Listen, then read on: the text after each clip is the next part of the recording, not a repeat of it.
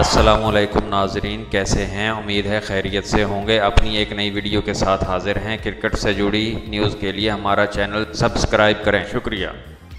Quetta gladiator के Sarfaraz Ahmad PSL 4 का title जीतने के लिए पुरअज़म, जिनको इवेंट के इख्तितामी 8 मैचेस कराची मुंतकिल होने के बाइस इस बात की ज़्यादा तवक्को है कि इन्हें मकामी शायकीन की भरपूर सपोर्ट होगी। दुबई में गुफ्तगू के दौरान सरफराज अहमद ने उम्मीद जाहिर की कि इन्हें कराची के नेशनल स्टेडियम में भरपूर अंदाज में शायकीन की हमायत हासिल होगी, क्योंकि इन समेत टीम में कराची के बहुत से खिलाड़ी मौजूद हैं और इनकी टीम इस बार टाइटल जीत लेगी। कौमी टीम के कप्तान ने कराची के शहरियों से अपील की है कि वो बड़ी तादाद में पहुंचकर स्टेडियम को भर दें। ताहम इनका ये भी कहना था कि कराची में मैच होने की सूरत में घर वालों का बहुत ज़्यादा दबाव होता है कि इन्हें ग्राउंड में जाकर खेल देखना है, और जाहिर सी बात है कि घर वाले अगर इनका मैच देखेंगे तो फिर किस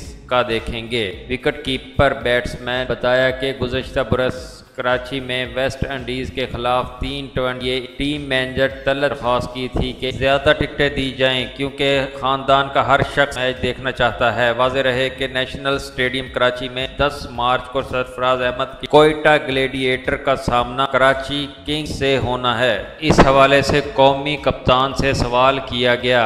कराची इनका होम ग्राउंड है, लेकिन वो कराची किंग्स के खिलाफ मैदान संभालेंगे तो शायद किस सपोर्ट करेंगे, जिन पर उन्होंने मुस्कुराते हुए कहा कि तमाम टीमें पाकिस्तान की हैं, लेकिन अहले कराची जानते हैं कि इन्हें किस की हमायत करना है। उन्होंने दीगर टीमों के मुकाबले में क्वेटा ग्लेडिएटर को ज़्यादा सराहे जाने की उम्मीद करते हुए कहा कि इस बार इनकी कारकर्दगी पहले से बेहतर होगी।